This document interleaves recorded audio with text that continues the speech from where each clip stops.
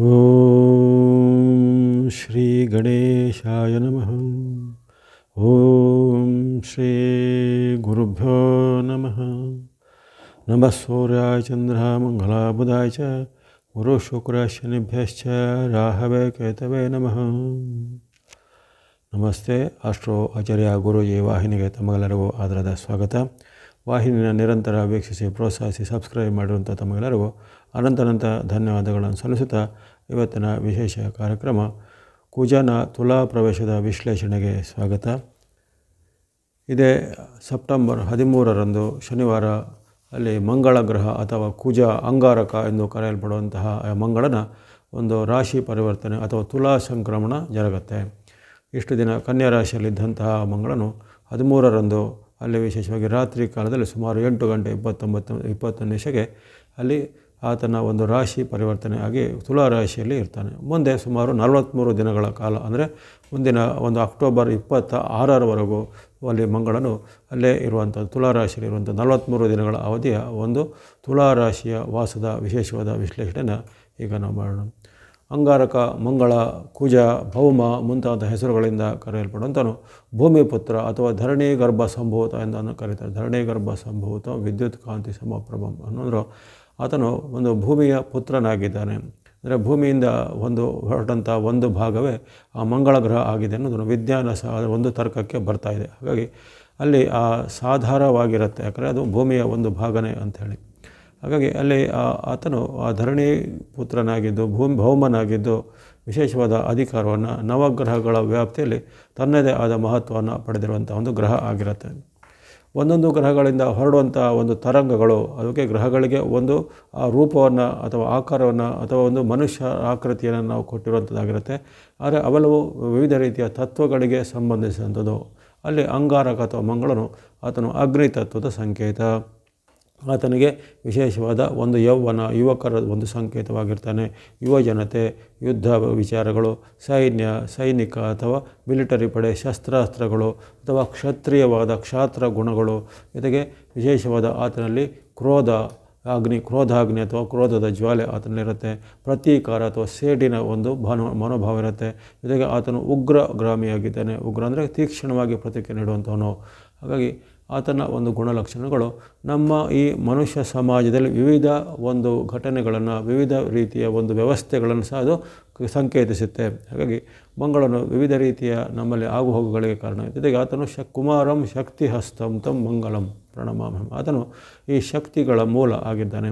ಮನುಷ್ಯ ಲೋಕದಲ್ಲಿ ಪ್ರವಹಿಸುವಂತಹ ನಾವೀಗ ವಿದ್ಯುತ್ ಶಕ್ತಿ ಅಂತ ಹೇಳ್ತೇವೆ, ಅಥವಾ ಗಾಳಿಯಿಂದ ಅಲ್ಲಿ ವಿದ್ಯುತ್ ಉತ್ಪಾದನೆ, ನೀರಿನಿಂದ ವಿದ್ಯುತ್ ಉತ್ಪಾದನೆ, ಕಲ್ಲಿದ್ದೆಲ್ಲ ನಾವು ಉರಿಸಿ ಅದರಿಂದ ಬರುವಂತಹ ಒಂದು ಶಕ್ತಿಯನ್ನು, ಹೀಗಾಗಿ ಆ ಶಕ್ತಿಗಳನ್ನು ಬೇರೆ ಬೇರೆ ಪರಿವರ್ತನೆಗಳನ್ನು ಮಾಡ್ತಾರೆ. ಆಟೋಮಿಕ್ ಎನರ್ಜಿ ಅಂತ ಕರೀತಾರೆ. ಆ ರೀತಿ ಬೇರೆ ಬೇರೆ ರೀತಿಯ ಎನರ್ಜಿ ಅಥವಾ ಒಂದು ಶಕ್ತಿ, ಆ ಶಕ್ತಿಯನ್ನೇ ಈ ಮಂಗಳನು ಸಂಕೇತ ಮಾಡ್ತಾನೆ. ಬೇರೆ ಬೇರೆ ರೀತಿಯ ರೂಪದಲ್ಲಿ ಪ್ರಕೃತಿಯಲ್ಲಿ ಇರುವಂತಹ ಶಕ್ತಿ ಅದು ಒಂದರಿಂದ ಇನ್ನೊಂದಕ್ಕೆ ಪರಿವರ್ತನೆ ಆಗುತ್ತೆ. ಹಾಗೆ ಆ ಪರಿವರ್ತನಾ ಒಂದು ಶೀಲದ ಚಕ್ರದಲ್ಲಿ ಮಂಗಳನ ಪಾತ್ರ ಮಹತ್ವದಾಗಿರುತ್ತೆ. ಹಾಗಾಗಿ ಇವೆಲ್ಲದಕ್ಕೂ ಮಂಗಳನು ಕಾರಕ. ಜೊತೆಗೆ ನಮ್ಮ ದೇಹದಲ್ಲಿ ಆಗುವಂಥ ರಕ್ತ ಪರಿಚಲನೆ ಅಥವಾ ಕೆಂಪು ರಕ್ತ ಕಣ ಅಂತ ಹೇಳ್ತೀವಿ, ಅದು ನಮ್ಮ ಒಂದು ಜೀವನದ ಒಂದು ಪ್ರಮುಖವಾದ ಅಂಗ ಅಂತ ಹೇಳ್ತೀವಿ. ಹಾಗಾಗಿ ಅಲ್ಲಿ ಆ ಒಂದು ಕೆಂಪು ರಕ್ತ ಕಣಗಳು ಅಥವಾ ಹಿಮೋಗ್ಲೋಬಿನ್ ಅಂತ ನಾವು ಹೇಳ್ತೇವೆ, ಅದು ಆ ಒಂದು ಮಂಗಳನ ಸಂಕೇತ ಆಗಿರುವಂಥದ್ದಿರುತ್ತೆ. ಹಾಗಾಗಿ ಈ ಮಂಗಳನ ವಿಶೇಷವಾದ ಅನೇಕ ರೀತಿಯ ನಮ್ಮ ಜನಜೀವನದಲ್ಲೂ ಪ್ರತಿಯೊಬ್ಬರ ದೇಹದಲ್ಲೂ ಮಂಗಳನ ಅಸ್ತಿತ್ವ ಇರುತ್ತೆ. ಪ್ರತಿಯೊಂದು ಒಂದು ತತ್ವದಲ್ಲೂ ಮಂಗಳನ ಅಸ್ತಿತ್ವ ಇರುತ್ತೆ. ಪ್ರತಿಯೊಂದು ಶಕ್ತಿ ಮೂಲದಲ್ಲೂ ಮಂಗಳನ ತತ್ವ ಅಡಗಿರುತ್ತೆ. ಹಾಗಾಗಿ ಆತನ ಒಂದು ವಿಶೇಷವಾದ ಅಸ್ತಿತ್ವ ಭೂಮಿಗೆ ಬಹಳ ಒಂದು ಅನೂಚಾನವಾದ ಸಂಬಂಧ. ಅಂದರೆ ಭೂಮಿ ಪುತ್ರನಾಗಿರೋ ಕಾರಣ ಭೂ ನಿವಾಸಿಗಳಿಗೆ ಮನುಷ್ಯ ಲೋಕದ ಮೇಲೆ ಮಂಗಳನ ಪ್ರಭಾವ ಬಹಳಷ್ಟಿರುತ್ತೆ.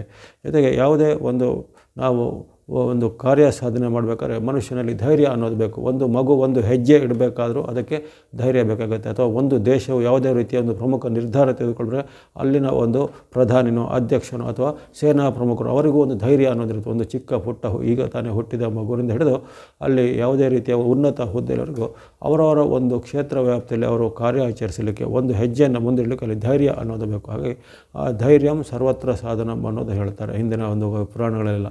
ಹಾಗಾಗಿ ಅಂತಹ ಧೈರ್ಯವನ್ನು ತುಂಬುವಂಥವನೇ ಮಂಗಳ. ಆತನು ಯಾವುದೇ ಒಂದು ಇನಿಷಿಯೇಟಿವ್ ಅಂತ ಹೇಳ್ತಾರೆ, ಯಾವುದರ ಒಂದು ಕಾರ್ಯಗಳಿಗೆ ಚಾಲನಾ ಶಕ್ತಿಯನ್ನು ನೀಡುವಂಥವನು. ಅಲ್ಲಿ ಚಾಲನೆ ಅಂದರೆ ಶಕ್ತಿ ಬೇಕು, ಆ ಶಕ್ತಿ ಇಲ್ಲದೆ ಚಾಲನೆ ಆಗೋದಿಲ್ಲ. ಒಂದು ಹುಲ್ಲು ಕಡ್ಡಿ ಅಲ್ಲಿ ಅಲುಗಾಡಬೇಕಾದ್ರು ಅದಕ್ಕೆ ಗಾಳಿಯ ಆಸರನೋ ಅಥವಾ ಯಾವುದೇ ಒಂದು ಶಕ್ತಿ ಮೂಲದ ಆಸರನೋ, ಅಲ್ಲಿ ಯಾವುದೇ ಒಂದು ಚಲನಶೀಲವಾದ ಒಂದು ಗತಿಯ ಶಕ್ತಿ ಬೇಕಾಗುತ್ತೆ. ಆ ಒಂದು ಚಲನಶೀಲವಾದ ಶಕ್ತಿಯನ್ನು ತುಂಬುವನೇ ಈ ಶಕ್ತಿ ಹಸ್ತಂ ತಂ ಮಂಗಲಂ ಪ್ರಣಮಾಮಿ. ಹಾಗೆ ಮಂಗಲನು ಇಂತಹ ಒಂದು ನಮ್ಮ ದೈನಂದಿನ ಜೀವನದಲ್ಲಿ ನಮ್ಮ ಒಂದು ಪ್ರತಿಯೊಂದು ರಕ್ತ ಚಲನೆಯಿಂದ ಹಿಡಿದು ನಾವು ಈಗ ಮಾತಾಡುವಂಥ ವಿಚಾರ ಇರ್ಬೋದು, ನಾವು ಉಪಯೋಗಿಸುವಂಥ ವಿದ್ಯುತ್ ಶಕ್ತಿ ಇರ್ಬೋದು, ನಾವು ಉಪಯೋಗಿಸುವಂಥ ಒಂದು ಯಂತ್ರ ವಾಹನಗಳಿರ್ಬೋದು, ಎಲ್ಲದರಲ್ಲೂ ಒಂದು ಶಕ್ತಿಯ ಒಂದು ಸಂಕೇತ ಅಡಗುತ್ತೆ. ನಾವು ಈಗ ಉಪಯೋಗಿಸುವಂಥ ಒಂದು ಮೊಬೈಲ್, ಆ ಮೊಬೈಲಲ್ಲಿ ಚಾರ್ಜಿಂಗ್ ಅಥವಾ ಬ್ಯಾಟ್ರಿ ಅನ್ನೋದು ಇದ್ದಿರುತ್ತೆ. ಕೆಲವೊಂದು ದೀರ್ಘಕಾಲ ಬರುವಂಥ ಬ್ಯಾಟ್ರಿ ಇರುತ್ತೆ, ಕೆಲವೊಂದು ಅಲ್ಪ ಕಾಲ ಬರುತ್ತೆ. ಹಾಗಾಗಿ ಯಾವುದೇ ಬೇರೆ ಬೇರೆ ಬ್ಯಾಟ್ರಿಗಳಲ್ಲಿ ಅಥವಾ ಕಂಪನಿಗಳು ಬೇರೆ ಆಗಿರ್ಬೋದು. ಆದರೆ ಅದಕ್ಕೆ ಅದು ಓಡಬೇಕಾದ್ರೂ ಅದಕ್ಕೊಂದು ಶಕ್ತಿ ಮೂಲ ಅನ್ನೋದು ಬೇಕಾಗುತ್ತೆ. ಹಾಗಾಗಿ ಅಂತೆಲ್ಲ ಶಕ್ತಿ ಮೂಲಗಳಿಗೆ ಅಥವಾ ಶಕ್ತಿಗಳ ನಿಯಂತ್ರಕನೇ ಈ ಮಂಗಳನಾಗಿದ್ದಾನೆ. ಇವೆಲ್ಲ ಇರುವಾಗ ಈ ಬಾರಿ ಆತನ ತುಲಾರಾಶಿಯಲ್ಲಿ ಪ್ರವೇಶ ಆಗುವಾಗ, ತುಲಾರಾಶಿಯಲ್ಲಿ ಮಂಗಳನ ಪ್ರವೇಶವು ಸಾಮಾನ್ಯವಾಗಿ ಕೆಲವೊಂದು ಒಳ್ಳೆಯದನ್ನು ಕೊಡುತ್ತೆ, ಕೆಲವೊಂದು ಸ್ವಲ್ಪ ಮಿಶ್ರ ಫಲವನ್ನು ಕೊಡುತ್ತೆ. ಯಾಕಂದರೆ ಮಂಗಳನು ಅಲ್ಲಿ ಶುಭ ಗ್ರಹಗಳ ಪಟ್ಟಿಯಲ್ಲಿ ಬರೋದಿಲ್ಲ. ಆತನ ಒಂದು ಗೋಚಾರದಲ್ಲಿ ಕೇವಲ 3 ರಾಶಿಗಳಿಗೆ ಶುಭ ಫಲ ಸಿಗುತ್ತೆ. ಈ ಮಂಗಳನು ಬರುವಾಗ ಕೇವಲ 3 ರಾಶಿಗಳಿಗೆ ಅಷ್ಟು ಉತ್ತಮ ಫಲ ಸಿಗುತ್ತೆ. ಕೆಲವೊಂದು ಶುಭ ಗ್ರಹಗಳು, ಉದಾಹರಣೆಗೆ ಚಂದ್ರ, ಶುಕ್ರ, ಬುಧ ಮುಂತಾದರೂ 6 ರಾಶಿ ಅಥವಾ 7 ರಾಶಿಗಳಿಗೆ ಅವರಿಂದ ಉತ್ತಮ ಫಲ ಬರುವಂಥದ್ದಿರುತ್ತೆ. ಆದರೆ ಕೇವಲ ಈ ಮಂಗಳನು 3 ರಾಶಿಗಳಿಗಷ್ಟೇ ಆತನ ಒಂದು ಉತ್ತಮ ಫಲ ಸಿಗುತ್ತೆ. ಇನ್ನುಳಿದ ಒಂದು 4 ರಾಶಿಗಳು ಸ್ವಲ್ಪ ಮಿಶ್ರ ಫಲವು, ಮತ್ತೊಂದು ಉಳಿದ 5 ರಾಶಿಗಳಿಗೆ ಸ್ವಲ್ಪ ಸಂಕಷ್ಟ ಫಲವು ಅಲ್ಲಿ ವ್ಯಕ್ತವಾಗುತ್ತೆ. ಹಾಗಾಗಿ ಅಲ್ಲಿ ಮಂಗಳನ ಸ್ವಲ್ಪ ಕೆಲವೊಂದು ವಿಚಾರಗಳಲ್ಲಿ ಆತನ ಒಂದು ಅಶುಭ ಗ್ರಹ ಅಥವಾ ಪಾಪ ಗ್ರಹ ಮುಂತಾದ ಸಂಜ್ಞೆಗೆ ಒಳಪಡಿಸ್ತಾರೆ. ಇದೆಲ್ಲ ಸಾಮಾನ್ಯವಾದ ಆಡು ಭಾಷೆಯಲ್ಲಿ ಬರತಕ್ಕಂಥ ವಿಚಾರಗಳು. ಆದರೆ ಅಲ್ಲಿ ಗ್ರಹಗಳಲ್ಲಿ ಶುಭ ಅಶುಭ ಅನ್ನೋದರೊಂದು ಗಂಭೀರ ಅರ್ಥದಲ್ಲಿ ಅಥವಾ ಆಧ್ಯಾತ್ಮಿಕ ಅರ್ಥದಲ್ಲಿ ಏನೂ ಬರೋದಿಲ್ಲ. ಎಲ್ಲ ಗ್ರಹಗಳಿಗೂ ತನ್ನದೇ ಆದ ಪ್ರಾಮುಖ್ಯತೆ ಇದ್ದಿರುತ್ತೆ. ಉದಾಹರಣೆಗೆ ರಾಹು ಕೇತುಗಳನ್ನು ಸೇರಿಸಿ ಶನಿ ಮಹಾತ್ಮರು ಇರ್ಬೋದು ಅಥವಾ ಸೂರ್ಯನಿರ್ಬೋದು, ಯಾರಿರ್ಬೋದು, ಅಲ್ಲಿ ಸಾಮಾನ್ಯವಾದ ಒಂದು ಜನಸಾಮಾನ್ಯರ ತಿಳುವಳಿಕೆಯ ಭಾಷೆಗೆ ಅಥವಾ ಒಂದು ಸಾಂಸಾರಿಕವಾದ ನೆಲೆಯಲ್ಲಿ ಅಷ್ಟೇ ಪಾಪಗ್ರಹ ಶುಭಗ್ರಹ ಎಂಬ ಸಂಜ್ಞೆ ಇರುತ್ತೆ ಹೊರತು ಅಲ್ಲಿ ಅದರ ವಿಶೇಷವಾದ ಅರ್ಥದಲ್ಲಿ ಎಲ್ಲ ಗ್ರಹಗಳು ಶುಭನೇ ಅಂತ ನಾವು ಇಟ್ಕೋಬೇಕಾಗತ್ತೆ. ಹಾಗಾಗಿ ಪ್ರತಿಯೊಂದಕ್ಕೂ ತನ್ನದೇ ಆದ ಮಹತ್ವ ಇರುತ್ತೆ, ತನ್ನದೇ ಆದ ಒಂದು ಕಾರ್ಯವ್ಯಾಪ್ತಿ ಇದ್ದೇ ಇರುತ್ತೆ. ಯಾಕಂದರೆ ಒಂದು ಸಮಾಜ ನಡಿಬೇಕಾದ್ರೆ ಅಲ್ಲಿ ಒಬ್ಬ ರಾಷ್ಟ್ರಪತಿ ಅಥವಾ ಅಧ್ಯಕ್ಷರಿಂದ ಹಿಡಿದು ಒಬ್ಬ ಒಂದು ಸಾಮಾನ್ಯವಾದ ಒಂದು ರಸ್ತೆಯನ್ನು ಸ್ವಚ್ಛಗೊಳಿಸುವಂಥ ಪೌರ ಕಾರ್ಮಿಕರವರೆಗೂ ಎಲ್ಲರ ಪಾತ್ರ ಒಂದು ದೇಶದ ವ್ಯವಸ್ಥೆಯಲ್ಲಿ ಇದ್ದೇ ಇರುತ್ತೆ. ಹಾಗಾಗಿ ಆ ಒಂದು ವ್ಯವಸ್ಥೆಯನ್ನು ಸಂಕೇತಿಸುವಂಥ ಈ ನವಗ್ರಹಗಳ ಒಂದು ವ್ಯವಸ್ಥೆ ಆಗಿರುತ್ತೆ. ಅಲ್ಲಿ ಶುಭ ಅಶುಭ ಪಾಪ ಪುಣ್ಯ ಅಂಥದ್ದೇನು ವ್ಯವಸ್ಥೆಗಳೆಲ್ಲ ಬರೋದಿಲ್ಲ. ಹಾಗಿರುವಾಗ ಅಲ್ಲಿ ಮಂಗಳನ ಈ ಬಾರಿಯ ತುಲಾರಾಶಿಗೆ ಪ್ರವೇಶಿಸುವಾಗ ಕೆಲವೊಂದು ಸಾಮಾಜಿಕವಾಗಿ ಉತ್ತಮ ಪರಿಣಾಮಗಳಾಗ್ತವೆ, ಕೆಲವೊಂದು ಸಾಮಾಜಿಕವಾದ ಪರಿಸರ ಮೇಲೆ ಅಡ್ಡ ಪರಿಣಾಮಗಳಾಗ್ತವೆ. ಅಲ್ಲಿ ವಿಶೇಷವಾಗಿ ಆತನು ಅಲ್ಲಿ ಕುಜನು ತುಲಾರಾಶಿಯಲ್ಲಿ ಶುಕ್ರನ ಒಂದು ಮನೆ ಆಗಿರುತ್ತೆ. ಆ ಶುಕ್ರನ ಮನೆ ಬಂದಾಗ ವಿಶೇಷವಾಗಿ ಸಾಂಸಾರಿಕ ಜೀವನದಲ್ಲಿ ಅಂದರೆ ಜಗತ್ತಿನಾದ್ಯಂತ ಈ ಒಂದು 43 ದಿನಗಳ ಅವಧಿಯಲ್ಲಿ ಸೆಪ್ಟೆಂಬರ್ 13ರಿಂದ ಅಕ್ಟೋಬರ್ 26ರವರೆಗೆ ಜನರ ಸಾಂಸಾರಿಕ ಜೀವನದಲ್ಲಿ ಸ್ವಲ್ಪ ಏರುಪೇರು ಬರುವಂಥದ್ದು. ಅಲ್ಲಿ ಪತಿ ಪತ್ನಿಯರ ಮಧ್ಯೆ ಭಿನ್ನಾಭಿಪ್ರಾಯ, ಗಂಡ ಹೆಂಡತಿಯರ ಕಲಹ, ದಾಂಪತ್ಯ ಕಲಹ ಅಥವಾ ಹಿಂದೆ ಸ್ವಲ್ಪ ಚೆನ್ನಾಗಿದ್ದಂತಹ ದಂಪತಿಗಳು, ಇದೆಲ್ಲ ಸಾರ್ವತ್ರಿಕ ಫಲ, ಎಲ್ಲ ರಾಶಿಗೂ ಅನ್ವಯ ಆಗುತ್ತೆ. ಹಾಗಾಗಿ ಅಂತಹ ಒಂದು ದಾಂಪತ್ಯದ ಕಲಹಗಳು ಸ್ವಲ್ಪ ಈಗ ಸಣ್ಣ ಪುಟ್ಟ ಕಾರಣಗಳಿಗೆ ಹೆಚ್ಚಾಗುವಂಥದ್ದು. ಅಥವಾ ಏನಾದರೂ ಒಂದು ಯಾರೇ ಪತಿಯಾಗಲಿ ಅವರ ಮೇಲೆ ಪರಸ್ಪರವಾಗಿ ಅನುಮಾನ ಸಂಶಯಗಳು ಬರುವಂಥದ್ದು. ಅಥವಾ ನಡೆದ ಯಾವುದೇ ಒಂದು ಸಣ್ಣ ಘಟನೆಯು ಒಂದು ಕಿಡಿ ಅಂತ ಹೇಳ್ತೇವೆ, ಆ ಒಂದು ಕಿಡಿ ದೊಡ್ಡ ಬೆಂಕಿಯಾಗಿ ಮಾರ್ಪಡುವಂಥದ್ದು. ಹಾಗಾಗಿ ಸಾಂಸಾರಿಕವಾಗಿ ಅನೇಕ ರೀತಿಯ ಒಂದು ಏರುಪೇರುಗಳು ಈ ಒಂದು 43 ದಿನಗಳ ಅವಧಿ ಆಗುತ್ತೆ. ಜೊತೆಗೆ ಈ ಕಾಲದಲ್ಲಿ ವಿಶೇಷವಾಗಿ ಯಾರು ಕೃಷಿಕರು ಇರ್ತಾರೆ, ಅದು ಬೇರೆ ಬೇರೆ ತೋಟಗಾರಿಕೆ, ಹೈನುಗಾರಿಕೆ ಮುಂತಾದ ಭೂಮಿಗೆ ಸಂಬಂಧಪಟ್ಟ ಕೆಲಸ ಕಾರ್ಯಗಳು ಮಾಡುವಂಥ ಅವರಿಗೆ ಸ್ವಲ್ಪ ಕೆಲವೊಂದು ವಿಚಾರದಲ್ಲಿ ಹಿನ್ನಡೆ ಆಗ್ಬೋದು, ನಷ್ಟ ಕಷ್ಟಗಳಾಗ್ಬೋದು. ಅತಿವೃಷ್ಟಿ ಅನಾವೃಷ್ಟಿ ಅಂತ ನೋಡ್ತೇವೆ. ಕೆಲವೊಂದು ಬೆಳೆ ತುಂಬ ಒಂದು ಕಟಾವಿಗೆ ಅಥವಾ ಕೊಯ್ಲಿಗೆ ಬರುವಾಗ ಅತಿವೃಷ್ಟಿ ಬಂದರೆ ಅಲ್ಲಿ ಅದು ಹಾಳಾಗುತ್ತೆ. ಅಥವಾ ಯಾವುದು ಅದು ತೆನೆ ಕಟ್ಟುವಾಗ ಅಥವಾ ಹೂ ಬಿಟ್ಟಾಗ ಅವು ಕಾಯಿ ಕಟ್ಟುವಾಗ ಅವೆಲ್ಲ ಈ ಮಳೆ ಬರದೇ ಇದ್ದರೆ ಅವೆಲ್ಲವೂ ಅಲ್ಲಿ ಬೆಳೆ ನಷ್ಟ ಆಗಿ ಹೋಗುತ್ತೆ. ಅನಾವೃಷ್ಟಿಯಿಂದಾಗಿ ಬೆಳೆ ಎಲ್ಲ ನಾಶವಾಗಿ ಹೋಗುತ್ತೆ. ಹಾಗಾಗಿ ಅಲ್ಲಿ ಅತಿವೃಷ್ಟಿ ಅನಾವೃಷ್ಟಿಯ ಪರಿಣಾಮಗಳು ಈ ಒಂದು 43 ದಿನಗಳಲ್ಲಿ ಕಾಣ್ಬೋದು. ಕೆಲವೊಂದು ಭಾಗದಲ್ಲಿ ಅತಿಯಾದ ಮಳೆಯಿಂದ ಪ್ರವಾಹಕ್ಕೆ ನಷ್ಟ ಆಗ್ಬೋದು. ಕೆಲವೊಂದು ಭಾಗದಲ್ಲಿ ಮಳೆನೇ ಬರದೆ ಅಲ್ಲಿ ಸ್ವಲ್ಪ ನೀರಿನ ಒಂದು ಆಶ್ರಯ ಇಲ್ಲದೆ ಎಲ್ಲ ಬೆಳೆಗಳು ಒಣಗಿ ಹೋಗುವಂಥ ಪ್ರಮೇಯಗಳು ಬರ್ಬೋದಾಗಿದೆ. ಹಾಗಾಗಿ ಅತಿವೃಷ್ಟಿ ಅನಾವೃಷ್ಟಿಯ ಪರಿಣಾಮ, ಯಾಕಂದರೆ ಅಲ್ಲಿ ತುಲಾರಾಶಿಯು ವಾಯುತತ್ವದ ರಾಶಿಯಾಗಿರುತ್ತೆ. ಅಲ್ಲಿ ವಾಯುತತ್ವದ ಪ್ರಿಡಾಮಿನೇಷನ್ ಅಂತ ಹೇಳಿದ್ರು. ವಾಯು ಮತ್ತು ಕುಜನು ಅಲ್ಲಿ ಅಗ್ನಿತತ್ವದ ಸಂಕೇತ ಆಗಿರುತ್ತೆ. ಹಾಗಾಗಿ ಅಲ್ಲಿ ಗಾಳಿ ಬರುತ್ತೆ ಹೊರತು ಮಳೆ ಬರೋದಿಲ್ಲ. ಅಥವಾ ಬಂದಂತಹ ಮಳೆಯ ಮೋಡಗಳು ಗಾಳಿಗೆ ಸ್ವಲ್ಪ ಅದು ಚಲನೆಯಾಗಿ ಎಲ್ಲ ಚೆಲ್ಲಾಪಿಲ್ಲಿಯಾಗಿ ಮಳೆ ಬಾರದೆ ಹೋಗುವಂಥ ಸುಮ್ಮನೆ ತುಂತುರು ಮಳೆ ಅಷ್ಟೇ ಬರ್ಬೋದು. ಅಥವಾ ಕೆಲವೊಂದು ಭಾಗದಲ್ಲಿ ಅತಿವೃಷ್ಟಿಯಾಗಿ ಮಳೆ ಬರಬೇಕಾದ ಪರಿಸ್ಥಿತಿಯಲ್ಲಿ ಮಳೆ ಬರದೆ ಮಳೆ ಬೇಡದೇ ಇರುವಂಥ ಪ್ರದೇಶಗಳಲ್ಲಿ ಮತ್ತು ಮಳೆ ಸುರಿದು ತೊಂದರೆಗಳಾಗುವಂಥದ್ದು. ಈ ರೀತಿ ಅವೆಲ್ಲ ಸ್ವಲ್ಪ ಏರುಪೇರಿನ ಘಟನೆಗಳು, ಸಾಂಸಾರಿಕವಾಗಿಯೂ ಸ್ವಲ್ಪ ಏರುಪೇರಿನ ಘಟನೆಗಳು, ಜೊತೆಗೆ ಈ ಕೌಟುಂಬಿಕವಾಗಿಯೂ ಅನೇಕ ಏರುಪೇರಿನ ಘಟನೆಗಳು ಜಗತ್ತಿನಾದ್ಯಂತ. ಇದು ಒಂದು ದೇಶ ಒಂದು ರಾಜ್ಯಕ್ಕೆ ಅಥವಾ ಒಂದು ವ್ಯಕ್ತಿಗಲ್ಲ, ಜಗತ್ತಿನಾದ್ಯಂತ ಇಂಥ ಒಂದು ವಿಚಾರಗಳು ಸ್ವಲ್ಪ ಗಮನಕ್ಕೆ ಬರ್ಬೋದು. ಜೊತೆಗೆ ಕೆಲವೊಂದು ಈ ಹವಾಮಾನ ವೈಪರೀತ್ಯದಿಂದ ಬರ್ಬೋದಾದ ಆರೋಗ್ಯದ ಮೇಲಿನ ಅಡ್ಡ ಪರಿಣಾಮಗಳು. ಹವಾಮಾನ ವೈಪರೀತ್ಯಕ್ಕೆ ಏನಾಗುತ್ತೆ, ಕೆಲವೊಮ್ಮೆ ಅತಿಯಾದ ಉಷ್ಣದಿಂದ ಉಷ್ಣಕ್ಕೆ ಸಂಬಂಧಿತ ವ್ಯಾಧಿಗಳು, ಅದು ಅತಿಯಾದ ಪ್ರವಾಹ ಶೀತಾದಿಗಳಿಂದ ಶೀತ ಸಂಬಂಧಿತ ವ್ಯಾಧಿಗಳು, ಇವೆಲ್ಲವೂ ಕೆಲವೊಂದು ಸಮಯದಲ್ಲಿ ಅಲ್ಲಿ ಕಂಡು ಬರ್ಬೋದು. ಇನ್ನು ಈ ಮಳೆ ನಕ್ಷತ್ರಕ್ಕೆ ಅನುಗುಣವಾಗಿ ಆರಂಭದಲ್ಲಿ ಈ ಕುಜನ ಈ 43 ದಿನಗಳ ಅವಧಿ ಇರುತ್ತೆ, ಸೆಪ್ಟೆಂಬರ್ 13ರಿಂದ ಅಕ್ಟೋಬರ್ 26ರವರೆಗೆ. ಆ ಅವಧಿಯಲ್ಲಿ ಆರಂಭದಲ್ಲಿ ಆಶ್ಲೇಷ ನಕ್ಷತ್ರದ ಮಳೆಯು, ಆ ಬಳಿಕ ಬರುವಂಥದ್ದಲ್ಲಿ ಮಖ ನಕ್ಷತ್ರದ ಮಳೆ, ಇದರಲ್ಲಿ ಸೆಪ್ಟೆಂಬರ್ 16ಕ್ಕೆ ಮಖ ನಕ್ಷತ್ರದ ಮಳೆ ಆಗುತ್ತೆ, ಸೆಪ್ಟೆಂಬರ್ 30ಕ್ಕೆ ಹುಬ್ಬ ನಕ್ಷತ್ರ, ಆ ಬಳಿಕ ಅಲ್ಲಿ ಯಾವ ಉತ್ತರ ನಕ್ಷತ್ರ ಬರುವಂಥದ್ದು, ಆ ಬಳಿಕ ಉತ್ತರ ನಕ್ಷತ್ರ 13ನೇ ತಾರೀಕಿಗೆ ಅಕ್ಟೋಬರ್ಗೆ ಬರುತ್ತೆ. ಹಾಗಾಗಿ ಅಲ್ಲಿ 3-4 ನಕ್ಷತ್ರಗಳ ಪರಿವರ್ತನೆ ಇದೆ. ಆ 3-4 ನಕ್ಷತ್ರಗಳಲ್ಲೂ ಈ ಮಂಗಳನ ಪ್ರಭಾವ ಸ್ವಲ್ಪ ಅಲ್ಲಿ ಅಡ್ಡ ಪರಿಣಾಮಕ್ಕೆ, ನಕ್ಷತ್ರಗಳ ಮಳೆ ಸರಿಯಾಗಿ ಬರಲಿಕ್ಕೆ ಅಡ್ಡ ಪರಿಣಾಮಕ್ಕೆ ಕಾರಣ ಆಗ್ಬೋದು. ಹಾಗಾಗಿ ವೃಷ್ಟಿಹರ್ತ ಆಚ ಅಂತ ಹೇಳ್ತಾರೆ ಆತನಿಗೆ. ವೃಷ್ಟಿಕರ್ತನೂ ಆತನೇ, ವೃಷ್ಟಿಹರ್ತನೂ ಆತನೇ. ಹಾಗಾಗಿ ಆತನು ವೃಷ್ಟಿ ಅಂದರೆ ಈ ರೀತಿಯ ಒಂದು ಮಳೆ, ಆ ಮಳೆ ಬರಬೇಕಾದ್ರೆ ಅಲ್ಲಿ ಕೆಲವೊಮ್ಮೆ ನಾವು ನೋಡ್ತೇವೆ ಉಷ್ಣತೆಯ ವ್ಯತ್ಯಾಸಗಳಿದೆ, ಅಥವಾ ಅತಿಯಾಗಿ ಮಳೆ ಬರುವ ಮುನ್ನ ಅತಿಯಾದ ಸೆಕೆ ಅನುಭವ ಆಗುತ್ತೆ ನಮಗೆ. ಹಾಗಾಗಿ ಅಲ್ಲಿ ಆ ಒಂದು ಹೀಟ್ ವೇವ್ಗಳು ಮತ್ತು ಮಳೆ ಬರುವಂಥ ಒಂದು ಮಾರುತಗಳು, ಮಳೆಯ ಮೋಡಗಳು, ಅದಕ್ಕೂ ಒಂದು ಅವಿನಾಭಾವದ ಸಂಬಂಧ ಇರುತ್ತೆ. ಹಾಗಾಗಿ ಆತನು ವೃಷ್ಟಿಯನ್ನು ಮಾಡ್ತಾನೆ, ಅಥವಾ ವೃಷ್ಟಿಹರ್ತ ಅಂದರೆ ವೃಷ್ಟಿಯನ್ನು ಅಲ್ಲಿ ನಿಲ್ಲದಂತೆ ಮಾಡುವಂಥವನು, ಅಥವಾ ಅಲ್ಲಿ ಬರಗಾಲಕ್ಕೆ ಕಾರಣ ಆಗುವಂಥವನು. ಹಾಗಾಗಿ ಅಲ್ಲಿ ಅಂತಹ ಪರಿಣಾಮಗಳು ಈ ಥರ ವಾಯುರಾಶಿ ತುಲಾರಾಶಿಯಲ್ಲಿರೋ ಕಾರಣ ಅಂಥ ಒಂದು ಪರಿಣಾಮಗಳು ಈ 4 ನಕ್ಷತ್ರದ ಮಳೆ ಮೇಲೆ ಸ್ವಲ್ಪ ಅಡ್ಡ ಪರಿಣಾಮ ಬರ್ಬೋದು. ಅತಿವೃಷ್ಟಿ ಅನಾವೃಷ್ಟಿಯಿಂದ ಹಲವಾರು ಈ ವ್ಯವಸಾಯದವರಿಗೆ, ಕೃಷಿಕರಿಗೆ, ತೋಟಗಾರಿಕೆ, ಹೈನುಗಾರಿಕೆ ಮುಂತಾದವರಿಗೆ ಅಲ್ಲಿ ಸ್ವಲ್ಪ ನಷ್ಟಗಳ ಸಾಧ್ಯತೆ. ಇನ್ನು ಈಗ ಯಾರಿಗೆ ಸ್ವಲ್ಪ ಒಳ್ಳೆಯದಾಗುತ್ತೆ, ಆತನು ತುಲಾರಾಶಿಯಲ್ಲಿರುವ ಕಾರಣ ಹೆಚ್ಚಿನ ವ್ಯಾಪಾರಸ್ಥರಿಗೆ, ಉದ್ಯಮಿಗಳಿಗೆ ಸ್ವಲ್ಪ ಒಳ್ಳೆಯದಾಗುತ್ತೆ. ವ್ಯಾಪಾರ ಉದ್ಯಮದಲ್ಲಿ ಕೃಷಿಕರಿಗೆ ಸ್ವಲ್ಪ ಕಷ್ಟ ನಷ್ಟಗಳು ಬಂದರೆ ಅದು ವ್ಯಾಪಾರ ಉದ್ಯಮಿಗಳ ಕೆಲವಿಗೆ ವರವಾಗಿ ಪರಿಣಾಮ ಆಗ್ಬೋದು. ಯಾಕಂದರೆ ಕೆಲವೊಂದು ವಸ್ತುಗಳ ಅಭಾವ, ಕೆಲವೊಂದು ವಸ್ತುಗಳನ್ನು ಅಲ್ಲಿ ನಷ್ಟ ಆದಾಗ ಅದರ ಲಾಭವನ್ನು ಪಡೆಯುವಂಥವ್ರು ನೇರವಾಗಿ ಈ ಉದ್ಯಮ ವ್ಯಾಪಾರದವರು ಇರ್ತಾರೆ. ನಮ್ಗೆ ಗೊತ್ತಿರುತ್ತೆ, ಉದಾಹರಣೆಗೆ ಕೆಲವೊಂದು ಭಾಗಗಳಲ್ಲಿ ಅವರು ಕೆಲವು ವಸ್ತುಗಳನ್ನು ಸಂಗ್ರಹಿ ಮಾಡಿರ್ತಾರೆ, ಅಥವಾ ಆಹಾರ ಧಾನ್ಯನೋ, ಅಥವಾ ಈಗ ಆಹಾರ ಧಾನ್ಯ ಅಷ್ಟೇ ಅಲ್ಲದೆ ಎಲ್ಲ ರೀತಿಯ ಹಣ್ಣು ತರಕಾರಿ ಇತ್ಯಾದಿಗಳು ಸಹ ಈಗ ಸ್ಟೋರೇಜ್ ಅಂತ ಹೇಳ್ತೀವಿ. ಆ ಕೋಲ್ಡ್ ಸ್ಟೋರೇಜ್ಗಳಲ್ಲಿ ಅವರು ದುಬಾರಿ ಆಗಬಹುದಾದ ಅಲ್ಲಿ ಆಹಾರ ಪದಾರ್ಥಗಳನ್ನು, ತರಕಾರಿಗಳನ್ನು, ಹಣ್ಣುಗಳನ್ನು ಶೇಖರಿಸಿಟ್ಕೊಂಡು ಆ ಒಂದು ಲಭ್ಯತೆ ಕಡಿಮೆ ಇದ್ದಾಗ, ಅಥವಾ ಅವುಗಳು ಅತಿವೃಷ್ಟಿ ಅನಾವೃಷ್ಟಿಗೆ ನಷ್ಟ ಉಂಟಾದಾಗ ಅವನ್ನು ಅಲ್ಲಿ ಮಾರಾಟಕ್ಕೆ ಇಳಿಸಿ ಅದರಿಂದ ಹೆಚ್ಚಿನ ಲಾಭವನ್ನು ಪಡೆಯುವಂಥದ್ದು ನಾವು ನೋಡ್ತೀವಿ. ಹಾಗೆ ಅಂಥ ಒಂದು ವಿಚಾರಗಳು ಈ ಕಾಲದಲ್ಲಿ ಬೆಳಕಿಗೆ ಬರ್ಬೋದಾಗಿದೆ. ಹಾಗಾಗಿ ವ್ಯಾಪಾರ ಉದ್ಯಮಿಗಳಿಗೆ ಸ್ವಲ್ಪ ಉಂಟಾಗುತ್ತೆ. ಜೊತೆಗೆ ರಿಯಲ್ ಎಸ್ಟೇಟು, ಯಂತ್ರ ವಾಹನ ಮುಂತಾದವುಗಳಿರ್ಬೋದು, ವಾಹನಗಳ ಬಿಡಿ ಭಾಗಗಳ ಸ್ಪೇರ್ ಪಾರ್ಟ್ಗಳು, ಆಟೋಮೊಬೈಲ್ ಕ್ಷೇತ್ರ, ಜೊತೆಗೆ ಯಾವುದೇ ರೀತಿಯ ಈ ಬೇರೆ ಬೇರೆ ರೀತಿಯ ವಾಣಿಜ್ಯ ಒಂದು ಕ್ಷೇತ್ರಗಳು ಅಂತ ಇ ಕಾಮರ್ಸ್ ಅಂತ ಹೇಳ್ತೀವಿ, ಅಂಥದ್ದೆಲ್ಲ ವಾಣಿಜ್ಯ ಕ್ಷೇತ್ರಗಳಿಗೆ ಸ್ವಲ್ಪ ಉತ್ತಮವಾದ ಹೊಂದೆ ಬರುವುದು, ಆ ಲಾಭಗಳು ಬರುವಂಥದ್ದು. ಇನ್ನು ವಿಶೇಷವಾಗಿ ಯಾರು ಉದ್ಯೋಗಾರ್ಥಿಗಳಿಗೆ ಹಲವು ಉದ್ಯೋಗ ಅವಕಾಶಗಳು ಬರೋದು, ಯುವಕರಿಗೆ, ಸಾಧಕರಿಗೆ, ಅಥವಾ ಉದ್ಯೋಗ ಅಪೇಕ್ಷೆಗಳನ್ನು ನಿರುದ್ಯೋಗಿಗಳಿಗೆ ಹಲವರಿಗೆ ಈ ಕಾಲದಲ್ಲಿ ಉದ್ಯೋಗದ ಒಂದು ಸಾಧ್ಯತೆ ಬರುತ್ತೆ. ಯಾಕಂದರೆ ಅಲ್ಲಿ ಮಂಗಳನು ಯುವ ವರ್ಗವನ್ನು ಸಂಕೇತಿಸ್ತಾನೆ, ಶುಕ್ರನು ಉದ್ಯೋಗ ಮತ್ತು ಉದ್ಯೋಗದಿಂದ ಬರುವಂಥ ಹಣದ ಲಾಭವನ್ನು ಶುಕ್ರನು ಸಂಕೇತಿಸ್ತಾನೆ. ಹಾಗಾಗಿ ಹಲವರಿಗೆ ಈಗ ಉದ್ಯೋಗದ ಅವಕಾಶಗಳು, ಜಾಬ್ ಆಪರ್ಚುನಿಟಿ ಅಂತ ಹೇಳಿದ್ರೆ ಅವೆಲ್ಲ ಹಲವರಿಗೆ ಬರ್ಬೋದಾಗಿದೆ. ಹಾಗಾಗಿ ಸ್ವಲ್ಪ ಉತ್ತಮ ಫಲವೂ ಇದೆ, ಕೆಲವೊಂದು ವಿಚಾರಕ್ಕೆ ಸ್ವಲ್ಪ ಮಿಶ್ರ ಫಲವೂ ಕಂಡುಬರುತ್ತೆ ಈ ಮಂಗಳನ 43 ದಿನಗಳ ಅವಧಿಯ ತುಲಾರಾಶಿಯ ವಾಸದ ಕಾಲದಲ್ಲಿ.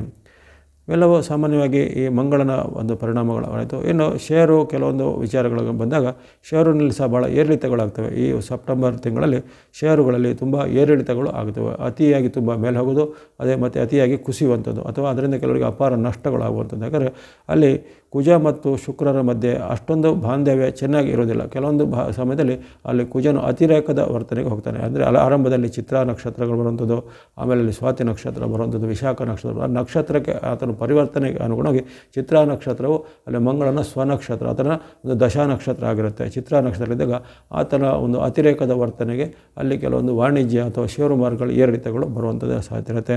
ಸ್ವಾತಿ ನಕ್ಷತ್ರದಲ್ಲಿ ಬಂದಾಗ ಸ್ವಲ್ಪ ಒಂದು ಸಮಾಧಾನಕರ ವಿಚಾರ, ಉತ್ತರ ನಕ್ಷತ್ರದಲ್ಲಿ ಬಂದಾಗ ಅಲ್ಲಿ ಮತ್ತೊಮ್ಮೆ ಸ್ವಲ್ಪ ಏರುಪೇರಿನ ಘಟನೆಗಳು ಆಗುವಂಥದ್ದು, ಇವೆಲ್ಲ ಆಗುತ್ತೆ. ಹಾಗಾಗಿ ಈ 43 ದಿನಗಳ ಅವಧಿಯಲ್ಲಿ ಈ ಸಾಮಾಜಿಕವಾಗಿಯೂ ಆರ್ಥಿಕವಾಗಿಯೂ ಜೊತೆಗೆ ಪರಿಸರದ ಮೇಲೂ ತುಂಬ ಒಂದು ಏರಿಳಿತದ ಪ್ರಭಾವಗಳು ಮಂಗಳನ ತುಲಾವಾಸದ ಕಾಲದಲ್ಲಿ ಆಗಲಿವೆ. ಇವೆಲ್ಲವೂ ಸಾಮಾನ್ಯ ಫಲವನ್ನು ಗಮನಿಸಿದ ಬಳಿಕ ನಾವು ಈಗ ರಾಶಿಗಳ ಮೇಲೆ ಯಾವ ರೀತಿ ಪರಿಣಾಮ ಬರುವಂತೆ ಗಮನಿಸೋಣ. ಮೊದಲನೇದಾಗಿ ಮೇಷರಾಶಿ.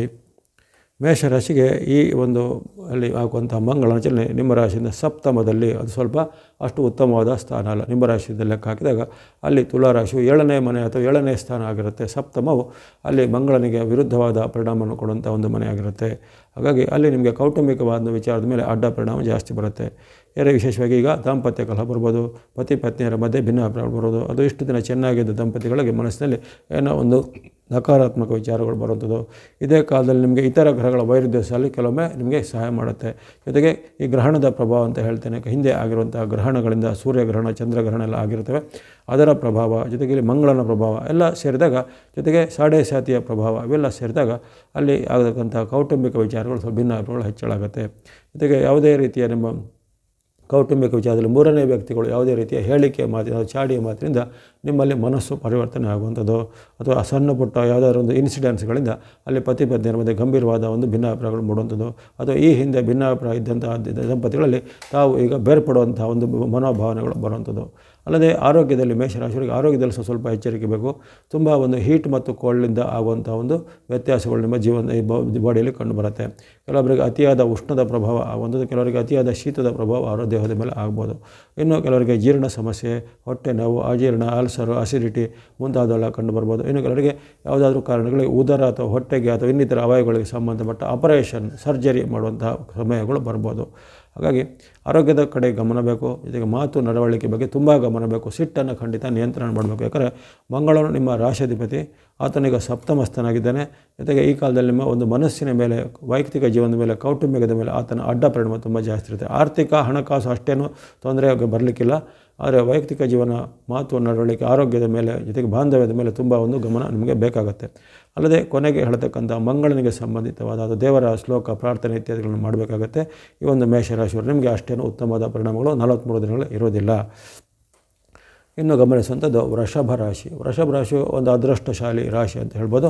ಇಲ್ಲಿ ಮಂಗಳನಿಂದ ಅಪರೂಪಕ್ಕೆ ಲಾಭ ಪಡೆಯುವಂಥದ್ದು. ಯಾಕಂದರೆ ವರ್ಷದಲ್ಲಿ ಕೆಲವೊಬ್ಬರಿಗೆ 2 ಬಾರಿ ಸಿಗ್ಬೋದು, ಅಥವಾ ವರ್ಷದಲ್ಲಿ ಕೆಲವೊಂದು ರಾಶಿಗೆ 1 ಬಾರಿ ಸಿಗ್ಬೋದು, ಅಥವಾ ಗರಿಷ್ಠ ಅಂದರೆ 3 ಬಾರಿ ಅಷ್ಟೇ ಮಂಗಳನ ಒಂದು ಆಶೀರ್ವಾದ ಒಂದು ವರ್ಷದಲ್ಲಿ ಸಿಗ್ಬೋದು, ಗರಿಷ್ಠ ಅಂದರೆ. ಹಾಗಾಗಿ ನಿಮಗೆ ಈಗ ಈ ಬಾರಿ ಸಿಗುವಂಥ ಒಂದು ಮಂಗಳನ ಆಶೀರ್ವಾದ ಭಾಳ ಒಂದು ಲಾಭದಾಯಕ, ಸುಖದಾಯಕ ಆಗಿರುತ್ತೆ. ಅಲ್ಲಿ ಇತರ ಗ್ರಹಗಳ ಒಂದು ವಿಶೇಷವಾದ ಲಾಭ ಪಡೆಯುವಂಥ ರಾಶಿ ಈ ವೃಷಭ ರಾಶಿ ಆಗಿರುತ್ತೆ. ಅಲ್ಲದೆ ನಿಮ್ಮ ಮೇಲೆ ಈ ಗ್ರಹಣದ ಅಡ್ಡ ಪರಿಣಾಮಗಳು ಅಷ್ಟೊಂದು ಆಗಿಲ್ಲ.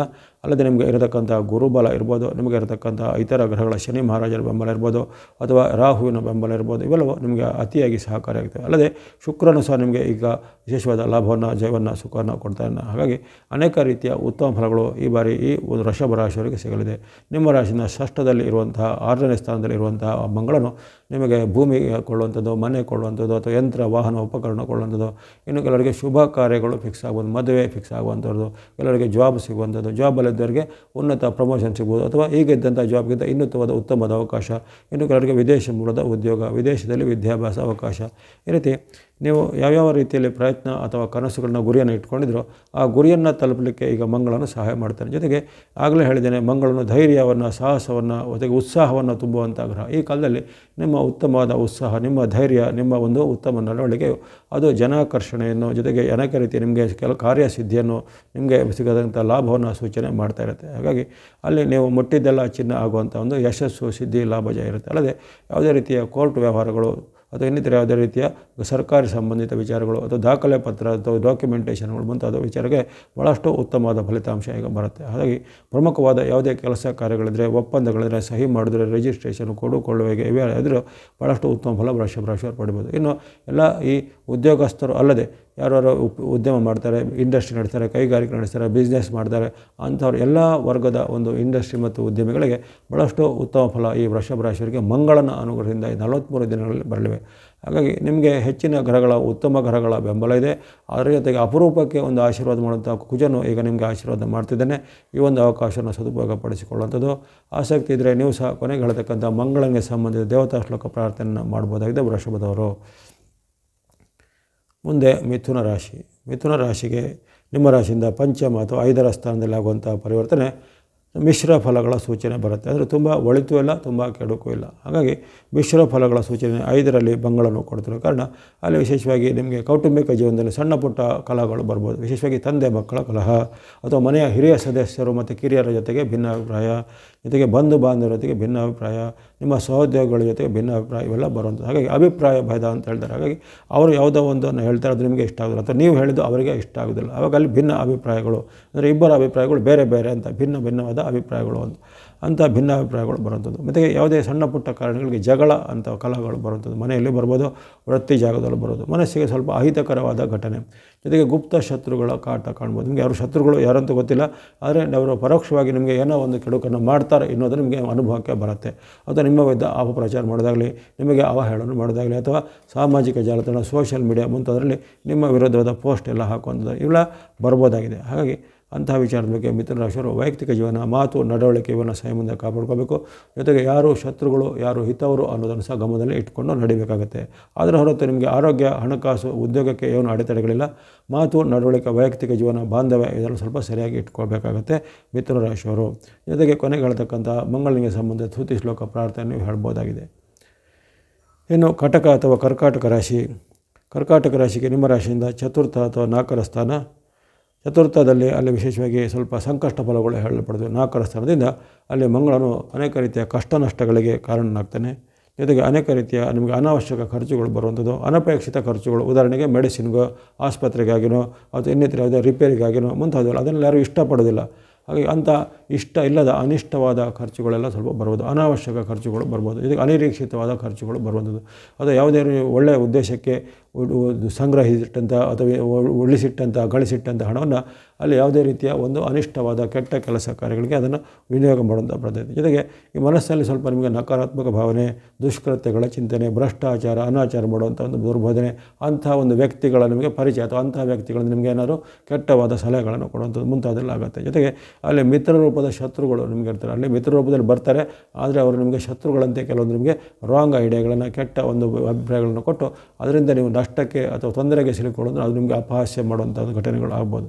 ಹಾಗೆ ಆ ಬಗ್ಗೆ ಸ್ವಲ್ಪ ಎಚ್ಚರಿಕೆ. ಅಲ್ಲದೆ ಈ ಕಾಲದಲ್ಲಿ ಕಟಕ ರಾಶಿಯವರಿಗೆ ಮನಸ್ಸಲ್ಲಿ ಭಯ, ಆತಂಕ, ಚಿಂತೆ ಎಲ್ಲ ಹೆಚ್ಚಳ ಆಗುತ್ತೆ. ಹಾಗಾಗಿ ಕಟಕ ರಾಶಿಯವರು ತನು ಮನ ಧನದ ಒಂದು ಎಚ್ಚರಿಕೆ ಬೇಕು. ತನು ಅಂದರೆ ಆರೋಗ್ಯದ ವಿಚಾರ, ಮನಸ್ಸಿನ ವಿಚಾರ ಮತ್ತು ಹಣಕಾಸಿನ ವಿಚಾರ ಎಲ್ಲದರಲ್ಲೂ ತುಂಬ ಒಂದು ಎಚ್ಚರಿಕೆ ಇರಬೇಕು. ನೀವು ಸುಲಭವಾಗಿ ಮೋಸ ಹೋಗೋದು, ಅದು ಸುಲಭವಾಗಿ ನೀವು ಬಲಿಪಶು ಆಗುವಂತಹ ಘಟನೆಗಳು ಹಲವಾರು ಆಗ್ಬೋದಾಗಿದೆ. ಹಾಗಾಗಿ ವ್ಯಾಪಾರ ಇರ್ಬೋದು, ಉದ್ಯಮ ಇರ್ಬೋದು, ಅಥವಾ ನಿಮ್ಮ ಯಾವುದೇ ಶೈಕ್ಷಣಿಕ ಜೀವನ ಇರ್ಬೋದು, ವೃತ್ತಿ ಜೀವನ ಇರ್ಬೋದು, ಎಲ್ಲದರಲ್ಲೂ ತುಂಬ ಒಂದು ಎಚ್ಚರಿಕೆ ಹೆಜ್ಜೆ ಕಟಕ ರಾಶಿಯವರಿಗೆ ಖಂಡಿತ ಬೇಕಾಗುತ್ತೆ. ಜೊತೆಗೆ ಮನೆಯ ಸದಸ್ಯರಲ್ಲೂ ಹಾಗೆ ನಿಮ್ಮ ತಂದೆ ತಾಯಿ ಹಿರಿಯರು ಗುರುಗಳಿದ್ದರೆ ಅವರಲ್ಲಿ ಯಾವುದೇ ರೀತಿಯ ಬಾಂಧವ್ಯದ ಒಂದು ಕೊರತೆಯನ್ನು ಮಾಡಬೇಡಿ. ಅವರನ್ನು ನಿಂದಿಸೋದು, ಅವಹೇಳನ ಮಾಡೋದು ಅಥವಾ ಅವರಲ್ಲಿ ಜಗಳ ಕಾಯೋದು ಇತ್ಯಾದಿ ಮಾಡಿದರೆ ಅದು ನಿಮಗೆ ಇನ್ನಷ್ಟು ನಕಾರಾತ್ಮಕ ಪರಿಣಾಮ ನಿಮ್ಮ ಮೇಲೆ ಬರ್ಬೋದಾಗಿದೆ. ಹಾಗಾಗಿ ಕಟಕ ರಾಶಿಯವರಿಗೆ ಈ ಕಾಲದಲ್ಲಿ ತುಂಬ ಒಂದು ಎಚ್ಚರಿಕೆ ಹೆಜ್ಜೆ ಬೇಕು. ಇನ್ನು ಯಾರು ಸರ್ಕಾರ ಹುದ್ದೆಯಲ್ಲಿ, ಸರ್ಕಾರದ ಬೇರೆ ಬೇರೆ ರೀತಿಯ ಯೋಜನೆಗಳಲ್ಲಿ ಅಥವಾ ರಾಜಕೀಯದಲ್ಲಿ ಇರೋರಿಗೆ ಅವರ ಹುದ್ದೆಗೆ ಸ್ವಲ್ಪ ಚ್ಯುತಿ ಬರ್ಬೋದು, ಕುತ್ತು ಬರ್ಬೋದು, ಅಥವಾ ಅವರಿಗೆ ಕೆಲವರಿಗೆ ಅವರ ಮೇಲೆ ಒಂದು ಆ್ಯಕ್ಷನ್ಗಳನ್ನು ಬರುವಂಥದ್ದು ಮುಂತಾದ ಸಾಧ್ಯತೆಗಳಿರುತ್ತೆ. ಹಾಗಾಗಿ ಈ ಕಟಕ ರಾಶಿಯವರಿಗೆ ಯಾವುದೇ ವರ್ಗದಲ್ಲಿದ್ದರೂ ಸಹ ಸ್ವಲ್ಪ ಮಂಗಳನಿಂದ ಸಂಕಷ್ಟ ಬರ್ಬೋದಾಗಿದೆ. ಅಲ್ಲದೆ ನಿಮ್ಮ ಒಂದು ವೃತ್ತಿ ಜೀವನದಲ್ಲೋ ಅಥವಾ ದೈನಂದಿನ ಜೀವನದಲ್ಲೂ ತುಂಬ ಏರುಪೇರಿನ ಘಟನೆಗಳು ಆಗ್ಬೋದಾಗಿದೆ. ಇವೆಲ್ಲನ್ನು ಗಮನಿಸಿಕೊಂಡು ಕೊನೆಗೆ ಹೇಳ್ತಕ್ಕಂಥ ಮಂಗಳನಿಗೆ ಸಂಬಂಧಿಸಿದ ದೇವತಾ ಶ್ಲೋಕ ಪ್ರಾರ್ಥನೆ ಸ್ತುತಿಗಳನ್ನು ಮಾಡಬೇಕಾಗತ್ತೆ ಈ ಕಟಕದವರು. ಮುಂದೆ ಬರುವಂಥದ್ದು ಸಿಂಹರಾಶಿ. ಸಿಂಹರಾಶಿಗೆ ಈ ಒಂದು ಮಂಗಳನ ಚಲನೆ ಬಹಳ ಲಾಭದಾಯಕವಾಗಿ ಬರ್ತಾಯಿದೆ. ಅಲ್ಲಿ ಮಂಗಳನಿಂದ ಒಂದು ಉತ್ತಮ ಫಲ ಅಥವಾ ಲಾಭವನ್ನು ಪಡೆಯುವಂಥ 2ನೇ ರಾಶಿ ಸಿಂಹರಾಶಿಯಾಗಿರುತ್ತೆ. ಮೊದಲನೇ ರಾಶಿ ವೃಷಭರಾಗಿತ್ತು, ಆ ಬಳಿಕ ಈಗ 2ನೇ ರಾಶಿಯಾಗಿ ಬಂದಿದ್ದು ಸಿಂಹರಾಶಿ. ಸಿಂಹರಾಶಿಗೆ ಈ ಕಾಲದಲ್ಲಿ ನಿಮ್ಮ ರಾಶಿಯಿಂದ ತೃತೀಯಸ್ಥನಾದ ಮಂಗಳನು ಲಾಭವನ್ನು, ಸುಖವನ್ನು, ಜೀವನ ಕೊಡ್ತಾನೆ. ಭೂಮಿ, ಮನೆ, ಯಂತ್ರ, ವಾಹನ ಕೊಳ್ಳುವಂಥ ಯೋಗ, ಅಥವಾ ಮನೆಯ ಒಂದು ಯಾವುದಾದ್ರು ನೀವು ಮನೆ ಒಂದು ಪುನರಾವರ್ತನೆ ಅಥವಾ ಅದನ್ನು ಜೀರ್ಣೋದ್ಧಾರ, ರಿನೋವೇಷನ್ ಮಾಡುವಂಥ ಒಂದು ಅವಕಾಶಗಳು. ಅದೇ ರೀತಿ ಹಿಂದೆ ನಿಮಗೆ ಯಾವುದೇ ಕಾಲದಿಂದ ಬಾಕಿ ಉಳಿದಂಥ ಭೂಮಿಯ ದಾಖಲೆ ಪತ್ರ, ಅದು ಭೂಮಿ ಸಂಬಂಧಿತವಾದ ಏನಾದರೂ ನಿಮಗೆ ಪತ್ರಗಳು, ವಿಚಾರಗಳು ಅವೆಲ್ಲವೂ ಈಗ ಫೈನಲೈಸ್ ಆಗುವಂಥದ್ದು ಅಥವಾ ಅವೆಲ್ಲ ದಾಖಲೆ ಪತ್ರ ನಿಮಗೆ ಕೈ ಸೇರುವಂಥದ್ದು. ಜೊತೆಗೆ ಯಾವುದೇ ದೀರ್ಘಕಾಲದಿಂದ ಅದನ್ನು ಕಾಯ್ತಾ ಇದ್ದ ಯಾವುದೇ ರೀತಿ ನಿಮ್ಮ ಉದ್ಯಮ, ವ್ಯಾಪಾರ, ಕೃಷಿ ಚಟುವಟಿಕೆಯನ್ನು ಮಾಡಲಿಕ್ಕೆ ಈಗ ಹೊಸ ಅವಕಾಶಗಳು ಸಿಗುತ್ತದೆ. ಅಥವಾ ಪಾರ್ಟ್ನರ್ಶಿಪ್ ಅಥವಾ ಪಾಲುದಾರಿಕೆಯಲ್ಲಿ ಮಾಡುವಂಥ ಯಾವುದೇ ಉದ್ಯಮವನ್ನು ಆರಂಭ ಮಾಡಲಿಕ್ಕೆ ಉತ್ತಮವಾದ ಪಾಲುದಾರರು, ಪಾರ್ಟ್ನರ್ಗಳು ಸಿಗುವಂಥದ್ದು. ಇನ್ನು ಹಲವರಿಗೆ ಯಂತ್ರ, ವಾಹನ, ಮನೆ, ಭೂಮಿ ಕೊಳ್ಳೋದ್ರ ಜೊತೆಗೆ ದೂರ ಪ್ರಯಾಣ ಮಾಡುವಂಥ ಯೋಗ, ವಿದೇಶ ಪ್ರಯಾಣ ಮಾಡುವಂಥ ಯೋಗಗಳು ಕೆಲವೊಬ್ಬರಿಗೆ ಒದಗಿ ಬರಲಿದೆ. ಮಾಡುವಂಥ ವೃತ್ತಿ ಉದ್ಯೋಗದಲ್ಲಿ ಬಹಳ ನೆಮ್ಮದಿರುತ್ತೆ, ಲಾಭಗಳು ಹೆಚ್ಚಳಾಗಿರುತ್ತೆ. ವಿದ್ಯಾರ್ಥಿ, ಯುವಕರು, ಸಾಧಕರಿಗೆ ಅವಕಾಶಗಳು ಬರ್ತವೆ. ಇನ್ನು ಪೊಲೀಸು, ಸೈನ್ಯ, ಮಿಲಿಟರಿ ಮುಂತಾದ ಈ ಸರ್ವಿಸ್ಗಳವರಿಗೆ ಅನೇಕ ರೀತಿಯ ಸೌಲಭ್ಯಗಳು, ಅನೇಕ ರೀತಿಯ ಉತ್ತಮವಾದ ಸಂದೇಶಗಳು ಈಗ ಬರಲಿವೆ.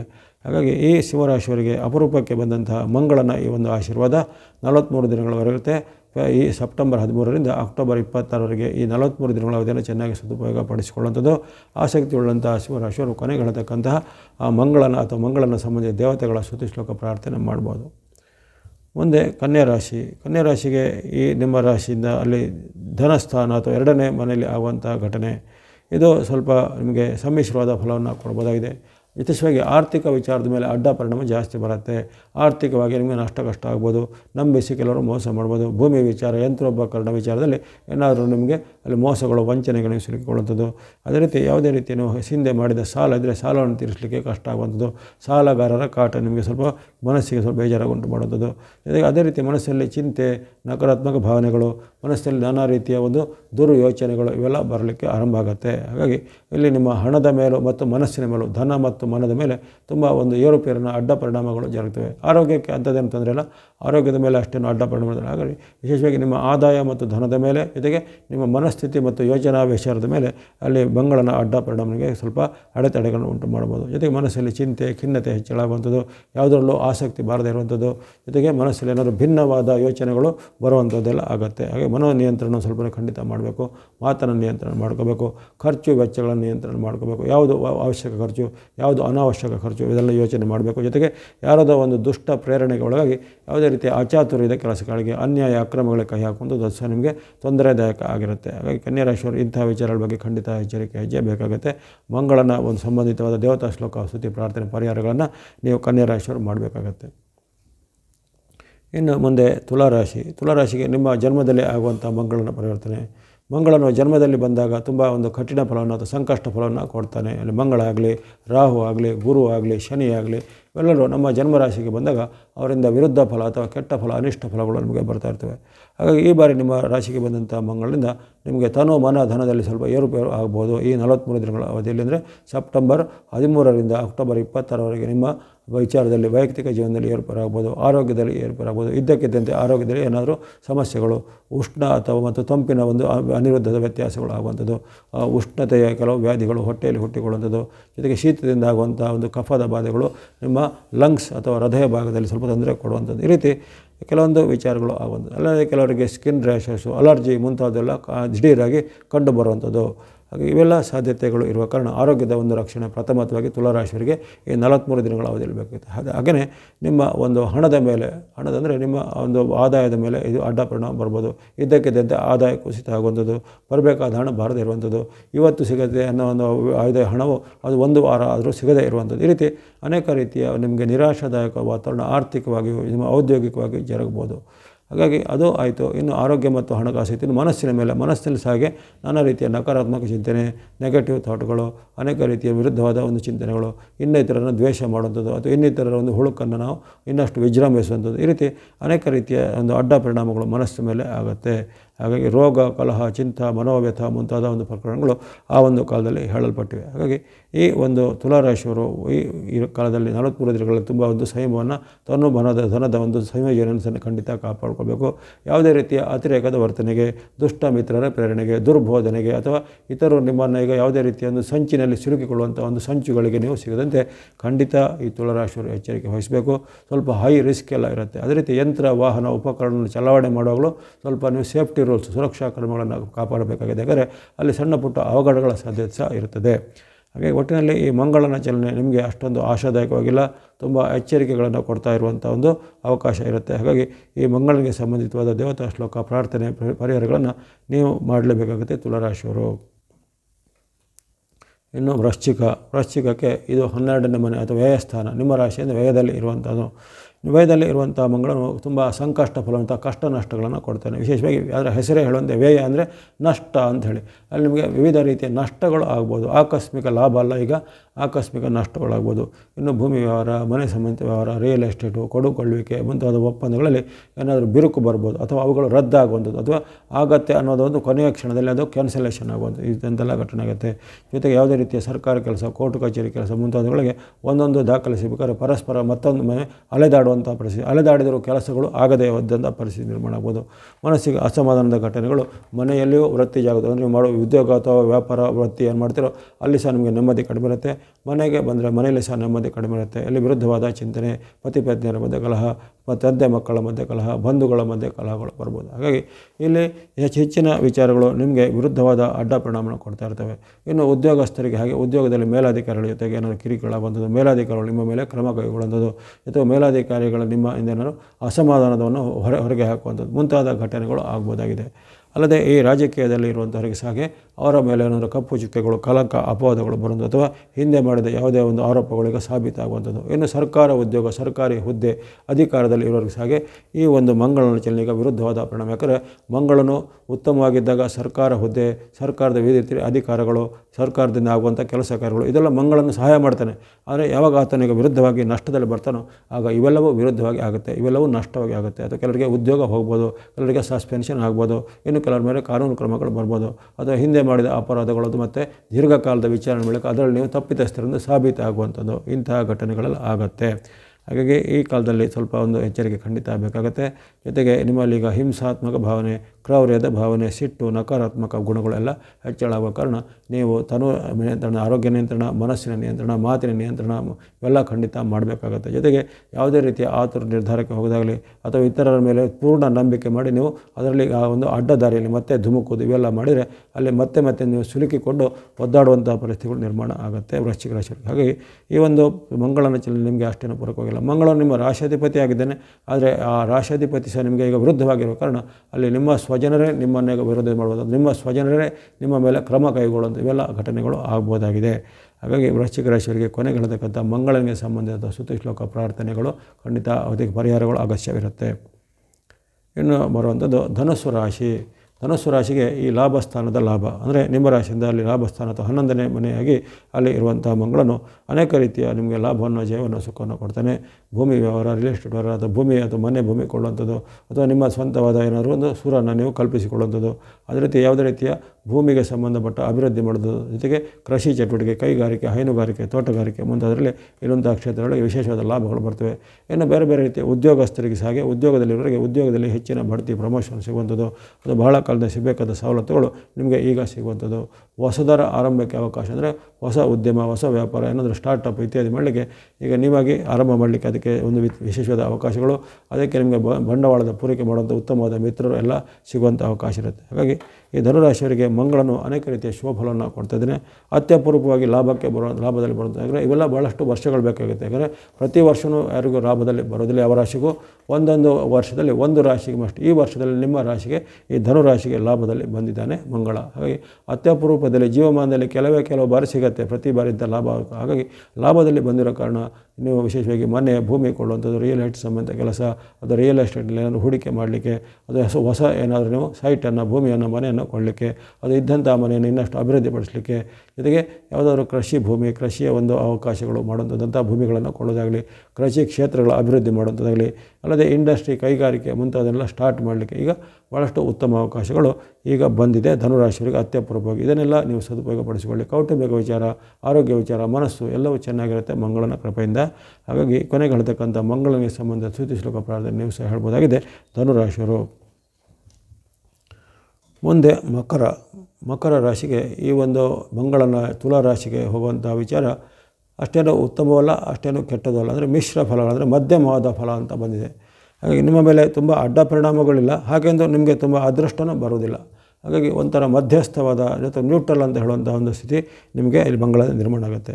ಇನ್ನು ಕೆಲವೊಬ್ಬರ ಮನಸ್ಸಿನ ಮೇಲೆ, ಮಾತಿನ ಮೇಲೆ ಈ ಮಂಗಳನ ಅಡ್ಡ ಪರಿಣಾಮ ಬರೋದು. ಕೆಲವರಿಗೆ ಈ ಒಂದು ಅನ್ಯಾಯಗಳಲ್ಲಿ ತೊಡಗುವಂಥದ್ದು, ಅಕ್ರಮಗಳಲ್ಲಿ ತೊಡಗುವಂಥದ್ದು, ಭ್ರಷ್ಟಾಚಾರದಲ್ಲಿ ತೊಡಗಿಕೊಳ್ಳುವಂಥ ಬುದ್ಧಿಯೆಲ್ಲ ಬರುತ್ತೆ. ಅಥವಾ ಅಂಥದ್ದೇ ಮಿತ್ರರ ದುರ್ಬೋಧದಿಂದ ನೀವು ಅಕ್ರಮಗಳಿಗೆ, ಅನ್ಯಾಯಗಳಿಗೆ, ಭ್ರಷ್ಟಾಚಾರಕ್ಕೆ ಕೈ ಹಾಕುವಂಥ ಒಂದು ಪ್ರಮೇಯಗಳು ನಿರ್ಮಾಣ ಆಗ್ಬೋದು. ಹಾಗಾಗಿ ಅವೆಲ್ಲ ಯಾವುದಕ್ಕೂ ನೀವು ಅನ್ಯಾಯ, ಅಕ್ರಮ, ಅಪರಾಧಗಳಿಗೆ ಹೋಗದಂತೆ ಮುನ್ನೆಚ್ಚರಿಕೆಯನ್ನು ಗಮನಿಸಿಕೊಳ್ಳುವಂಥದ್ದು. ಜೊತೆಗೆ ಈ ಕಾಲದಲ್ಲಿ ನಿಮಗೆ ವಿಶೇಷವಾಗಿ ನಿಮ್ಮ ಮೇಲೆ ಏನಾದರೂ ಕಾನೂನು ಕ್ರಮ ಬರೋದಾಗಲಿ, ನಿಮಗೆ ಕೆಲವೊಂದು ನೋಟಿಸ್ಗಳು ಬರೋದಾಗಲಿ, ಅದು ಯಾರೋ ಮಾಡಿದ ತಪ್ಪು ನಿಮ್ಮ ಮೇಲೆ ಬರುವಂಥದ್ದು ಮುಂತಾದ ಘಟನೆಗಳು ಆಗ್ಬೋದಾಗಿದೆ.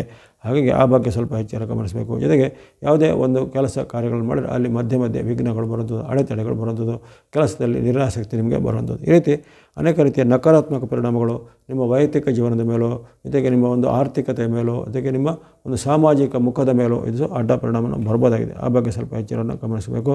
ಜೊತೆಗೆ ಯಾವುದೇ ರೀತಿಯ ಅಕ್ರಮಗಳಿಗೆ, ಅನ್ಯಾಯಗಳಿಗೆ, ದುರ್ಬೋಧನೆಗಳಿಗೆ ಒಳಗಾಗಿ ಎಂತಹ ಒಂದು ಕೆಲಸಗಳಿಗೆ ಕೈ ಹಾಕಿದರೆ ನೀವು ಸಿಲುಕಿಕೊಳ್ಳುವಂಥ ಸಾಧ್ಯತೆ, ದಂಡ ಪಾವತಿಸುವಂಥ ಸಾಧ್ಯತೆ ಅಥವಾ ಶಿಕ್ಷೆ ನಿಮಗೆ ಮೇಲೆ ಆಗುವಂಥ ಸಾಧ್ಯತೆ ಎಲ್ಲ ಇರುತ್ತೆ. ಹಾಗಾಗಿ ಇಂಥ ವಿಚಾರಗಳಿಗೆ ಸ್ವಲ್ಪ ಎಚ್ಚರವನ್ನು ಗಮನಿಸ್ಕೋಬೇಕು. ಜೊತೆಗೆ ಕೊನೆಗೆ ಹೇಳ್ತಕ್ಕಂಥ ಮಂಗಳನಿಗೆ ಸಂಬಂಧಿಸಿದ ದೇವತಾ ಶ್ಲೋಕ ಪ್ರಾರ್ಥನೆ ಮಾಡಬೇಕಾಗುತ್ತೆ ಮಕರದವರು. ಇನ್ನು ಕುಂಭರಾಶಿಗೆ ನಿಮ್ಮ ರಾಶಿಯಿಂದ ನವಮ ಅಥವಾ 9ರ ಸ್ಥಾನ. ನವಮದಲ್ಲಿ ಭಾಗ್ಯಸ್ಥಾನ ಎಂದು ಕರೆಯಲ್ಪಡುವಂಥ ಈ ಸ್ಥಾನದಲ್ಲಿ ಅಲ್ಲಿ ಮಂಗಳನು ಬಂದಾಗ ಅಲ್ಲಿ ಭಾಗ್ಯದ ಬದಲು ದೌರ್ಭಾಗ್ಯ ಆಗುತ್ತೆ. ಅಂದರೆ ಭಾಗ್ಯದ ನಮಗೆ ಸಿಗುವಂತಂದರೆ ಎಲ್ಲ ಅದೃಷ್ಟ ಅಂತ ಹೇಳ್ತೀವಿ. ಅಂಥ ಅದೃಷ್ಟವು ಕೆಲವೊಮ್ಮೆ ನಮಗೆ ದುರಾದೃಷ್ಟವಾಗಿ ಪರಿಣಾಮ ಆಗ್ಬೋದಾಗಿದೆ. ವೃತ್ತಿ ವ್ಯಾಪಾರ ಉದ್ಯೋಗದಲ್ಲಿ ನಷ್ಟ ಆಗುವಂಥದ್ದು, ಪದೇ ಪದೇ ಖರ್ಚುಗಳು ಬರುವಂಥದ್ದು, ಯಾವುದೇ ರೀತಿಯ ಒಂದು ಸಣ್ಣ ಉಳಿತಾಯ ಮಾಡಲಿಕ್ಕೆ ಹೋದರೂ ಆ ಉಳಿತಾಯದ ಹಣ ಮತ್ತು ಯಾವುದೇ ಉದ್ದೇಶಕ್ಕೆ ಖರ್ಚು ಮಾಡುವಂಥ ಪ್ರಮೇಯ ಬರುತ್ತದೆ. ದುಃಖದ ವಾರ್ತೆಗಳನ್ನು ಕೇಳುವಂಥದ್ದು, ಮನಸ್ಸಿನಲ್ಲಿ ಸಹ ಅನೇಕ ರೀತಿಯ ನಕಾರಾತ್ಮಕ ಭಾವನೆಗಳು ಹೆಚ್ಚಳಾಗುವಂಥದ್ದು, ಮನೆಯಲ್ಲಿ ಶುಭ ಏನಾದರೂ ಘಟನೆಗಳ ಜೊತೆಗೆ ಅದು ಇನ್ನೊಂದು ಅಶುಭವಾದ ಘಟನೆಗಳು ಜೊತೆಗೆ ಮಿಕ್ಸ್ ಆಗುವಂಥದ್ದು, ಈ ರೀತಿ ಅನೇಕ ರೀತಿಯ ಏರುಪೇರಿನ ಘಟನೆಗಳು ಆಗ್ಬೋದಾಗಿದೆ. ಹಾಗಾಗಿ ಈ ಕಾಲದಲ್ಲಿ ಈ ಒಂದು ಕುಂಭರಾಶಿಯವರಿಗೆ ಭಾಗ್ಯಸ್ಥಾನಸ್ಥನಾದಂಥ ಮಂಗಳನು ಅನೇಕ ರೀತಿಯ ಏರುಪೇರುಗಳನ್ನು ಮಾಡ್ಬೋದು. ಜೊತೆಗೆ ನಿಮಗೆ ಇತರ ಗ್ರಹಗಳ ವೈರುಧ್ಯ ಅಲ್ಲಿರತಕ್ಕಂತಹ ನಿಮಗೆ ರಾಹು ಕೇತುಗಳಿರ್ಬೋದು, ಶನಿ ಮಹಾರಾಜರಿರ್ಬೋದು, ಅಥವಾ ಇನ್ನಿತರ ಯಾವುದೇ ಗ್ರಹಗಳಿರ್ಬೋದು, ಸ್ವಲ್ಪ ವೈರುಧ್ಯವನ್ನು ಕೊಡ್ತಾ ಇರೋ ಕಾರಣ ಈ ಕಾಲದಲ್ಲಿ ಕುಂಭರಾಶಿಯವರಿಗೆ ಅನೇಕ ರೀತಿಯ ನಿಮ್ಮ ಒಂದು ದೈನಂದಿನ ಜೀವನದ ಮೇಲೆ, ಹಣಕಾಸಿನ ಮೇಲೆ, ಜೊತೆಗೆ ವ್ಯಾಪಾರ ಉದ್ಯಮದ ಮೇಲೆ ಅಡ್ಡ ಪರಿಣಾಮ ಬರ್ಬೋದಾಗಿದೆ. ಅಲ್ಲದೆ ಕೆಲವೊಬ್ಬರಿಗೆ ಕೌಟುಂಬಿಕವಾಗಿ ಅಂದರೆ ಕೌಟುಂಬಿಕವಾದ ಚಿಂತನೆಗಳು, ಭಿನ್ನಾಭಿಪ್ರಾಯಗಳು ತರುವಂಥದ್ದು, ತಂದೆ ಮಕ್ಕಳ ಮಧ್ಯೆ, ಗಂಡ ಹೆಂಡತಿರ ಮಧ್ಯೆ, ಸೋದರರ ಮಧ್ಯೆ ಈ ಹಣಕಾಸು ಅಥವಾ ಭೂಮಿಗೆ ಸಂಬಂಧಪಟ್ಟ ವ್ಯಾಜ್ಯಗಳು ಅಥವಾ ವಿವಾದಗಳು ದೊಡ್ಡ ಕೇಸಾಗಿ ಮಾರ್ಪಾಡಾಗುವಂಥದ್ದು ಮುಂತಾದ ಘಟನೆಗಳು ಆಗ್ಬೋದಾಗಿದೆ. ಅಲ್ಲದೆ ನೀವು ಮಾಡುವಂಥ ಈ ವೃತ್ತಿ ವ್ಯಾಪಾರ ಉದ್ಯೋಗದಲ್ಲಿ ಸಹ ನಿಧಾನಗತಿ, ಸ್ಲೋನೆಸ್ಸು, ಹಿನ್ನಡೆ ಆಗುವಂಥದ್ದು, ಲಾಭಾಂಶ ಕಡಿಮೆ ಆಗುವಂಥದ್ದು, ಖರ್ಚು ಜಾಸ್ತಿ ಆಗುವಂಥ ಘಟನೆಗಳು ಈ ಕುಂಭರಾಶಿಯವರ ಜೀವನದಲ್ಲಿ ಆಗ್ಬೋದಾಗಿದೆ. ಹಾಗಾಗಿ ಕುಂಭರಾಶಿಯವರು ಕೊನೆಗೆಳೆದಕ್ಕಂಥ ಮಂಗಳನಿಗೆ ಸಂಬಂಧಿಸಿದ ಸ್ತುತಿ ಶ್ಲೋಕ ಪ್ರಾರ್ಥನೆಯನ್ನು ಹೇಳಬೇಕಾಗುತ್ತೆ ಅಥವಾ ದಾನ ಧರ್ಮಾದಿಗಳನ್ನು ಮಾಡಬೇಕಾಗತ್ತೆ. ಇನ್ನು ಕೊನೆಯದಾಗಿ ಮೀನರಾಶಿಗೆ ನಿಮ್ಮ ರಾಶಿಯಿಂದ ಅಷ್ಟಮದಲ್ಲಿ ಆಗುವಂಥ ಪರಿವರ್ತನೆ ತುಂಬ ಕಷ್ಟವನ್ನು, ನಷ್ಟವನ್ನು ಸೂಚಿಸುವಂಥ ಸ್ಥಾನ ಆಗಿರುತ್ತೆ. ಹಾಗಾಗಿ ಈ ಸೆಪ್ಟೆಂಬರ್ 13ರಿಂದ ಅಕ್ಟೋಬರ್ 20ರವರೆಗೆ 43 ದಿನಗಳಲ್ಲಿ ಎಲ್ಲ ಈ ಮೀನರಾಶಿಯವರು ಸ್ವಲ್ಪ ಮೈಯೆಲ್ಲ ಕಣ್ಣಾಗಿರಬೇಕು. ಆರೋಗ್ಯವನ್ನು ಪ್ರಥಮವಾಗಿ ಕಾಪಾಡಿಕೊಳ್ಬೇಕು. ಆರೋಗ್ಯದಲ್ಲಿ ಇದ್ದ ಸಣ್ಣ ಪುಟ್ಟ ಎರಡನ್ನು ಸರಿಪಡಿಸಿಕೊಳ್ಳುವಂಥದ್ದಾಗಲಿ, ಜೊತೆಗೆ ನಿಮ್ಮ ಆಹಾರ ಅಭ್ಯಾಸ, ದೈನಂದಿನ ಜೀವನ ಶೈಲಿ ಅಂದರೆ ಲೈಫ್ ಸ್ಟೈಲ್ ಇದನ್ನೆಲ್ಲ ಸ್ವಲ್ಪ ಚೆನ್ನಾಗಿ ಇಡಬೇಕಾಗತ್ತೆ. ಇಲ್ಲಾಂದರೆ ನಿಮಗೆ ದಿಢೀರಾಗಿ ಏನೋ ಆರೋಗ್ಯ ಸಮಸ್ಯೆ ಬರ್ಬೋದು. ಕೆಲವರಿಗೆ ಹೊಟ್ಟೆ ನೋವು, ಅಜೀರ್ಣ, ಆಲ್ಸರ್ ಅಂಥ ಸಮಸ್ಯೆಗಳು, ಇನ್ನು ಕೆಲವರಿಗೆ ಈ ಕಿಡ್ನಿ ಅಥವಾ ಮೂತ್ರಕೋಶದ ಕಲ್ಲುಗಳು ಬರುವಂಥದ್ದು, ಅದಲ್ಲದೆ ಇನ್ನು ಕೆಲವರಿಗೆ ಬೇರೆ ಬೇರೆ ರೀತಿಯ ಗಂಭೀರವಾದ ಸರ್ಜಿಕಲ್ ನೆಸೆಸಿಟಿ ಅಂದರೆ ಈ ಆಪರೇಷನ್ನ ಅವಶ್ಯಕತೆ ಇರುವಂಥ ಯಾವುದೇ ರೀತಿಯ ದೈಹಿಕವಾದ ತೊಂದರೆಗಳು ಅಥವಾ ಅವಯವಗಳ ತೊಂದರೆಗಳು ಸಹ ಕಂಡು ಬರ್ಬೋದಾಗಿದೆ.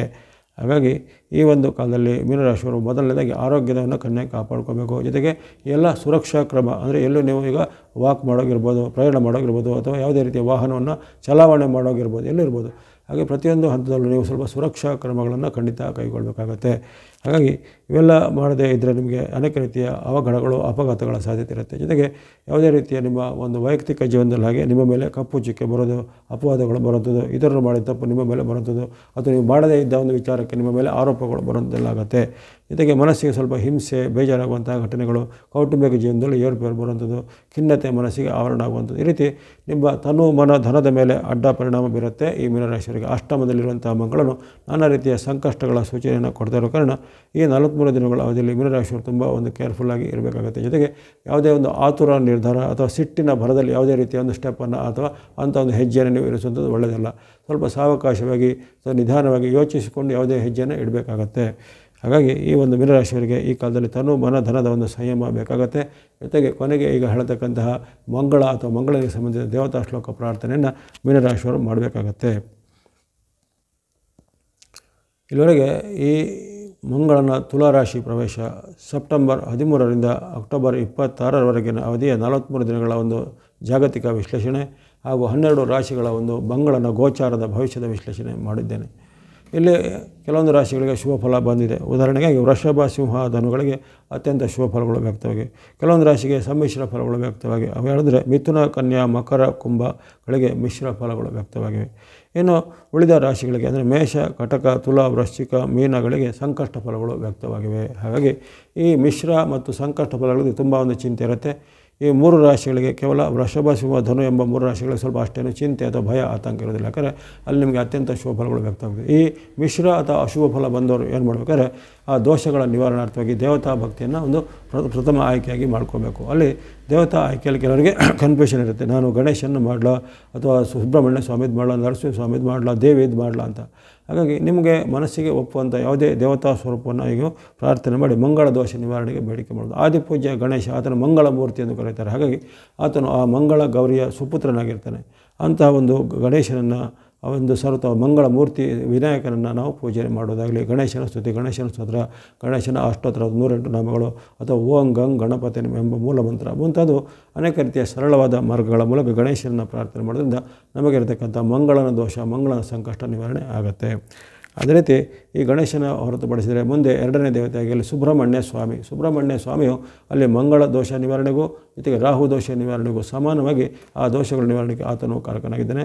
ಹಾಗಾಗಿ ಸುಬ್ರಹ್ಮಣ್ಯ ಸ್ವಾಮಿ, ಸ್ಕಂದ, ಕುಮಾರಸ್ವಾಮಿ ಅಥವಾ ಯೋಗೇಶ್ವರ ಸುಬ್ರಹ್ಮಣ್ಯ, ಷಣ್ಮುಖ ಮುಂತಾದ ಹೆಸರುಗಳಿಂದ ಕರುವಂತಹ ಷಡಾನನನ್ನು ನೀವು ವಿಶೇಷವಾಗಿ ಭಕ್ತಿ ಧ್ಯಾನ ಮಾಡುವಂಥದ್ದು. ಸುಬ್ರಹ್ಮಣ್ಯನ ಭುಜಂಗ ಸ್ತೋತ್ರ, ಸುಬ್ರಹ್ಮಣ್ಯನ ಅಷ್ಟೋತ್ತರ ಮುಂತಾದೆಲ್ಲ ಸಿಗುತ್ತೆ, ಅದನ್ನು ಪ್ರತಿನಿತ್ಯ ಪಠನೆ ಮಾಡ್ಬೋದು. ಅಥವಾ ಷಡಾನನಂ ಕುಂಕುಮ ರಕ್ತವರ್ಣಂ ಮಹಾಮತಿಂ ದಿವ್ಯ ಮಯೂರಯಾನಂ ರುದ್ರಸ್ಯ ಸೂನಂ ಸುರಯತನಾಥಂ ಗುಹಂ ಸದಾಹಂ ಶರಣಂ ಪ್ರಪದ್ಯೆ ಅನ್ನೋದು ಸರಳವಾದ ಈ ಸುಬ್ರಹ್ಮಣ್ಯನ ಶ್ಲೋಕ ಇರುತ್ತೆ. ಅಂಥ ಯಾವುದೇ ಸರಳವಾದ ಶ್ಲೋಕವನ್ನು ಸಹ ಹೇಳ್ಬೋದಾಗಿದೆ. ಜೊತೆಗೆ ಈ ಗಣೇಶ ಮತ್ತು ಸುಬ್ರಹ್ಮಣ್ಯರ ದೇವಾಲಯಗಳನ್ನು ನೀವು ಯಾವುದೇ ವಾರದ ಯಾವುದೇ ದಿನ ಸಂದರ್ಶನ ಮಾಡುವುದು. ಆದರೆ ವಿಶೇಷವಾಗಿ ಯಾರಿಗೆ ಅನುಕೂಲತೆ ಇದೆ ಅಂಥವ್ರು ಮಂಗಳವಾರದಂದು ಗಣೇಶ ಅಥವಾ ಸುಬ್ರಹ್ಮಣ್ಯನ ದೇವಾಲಯಗಳ ಸಂದರ್ಶನ ಮಾಡೋದು, ಅಲ್ಲಿ ವಿಶೇಷವಾದ ಅರ್ಚನೆ, ಅಭಿಷೇಕ ಇತ್ಯಾದಿಗಳನ್ನು ಮಾಡ್ಬೋದಾಗಿದೆ.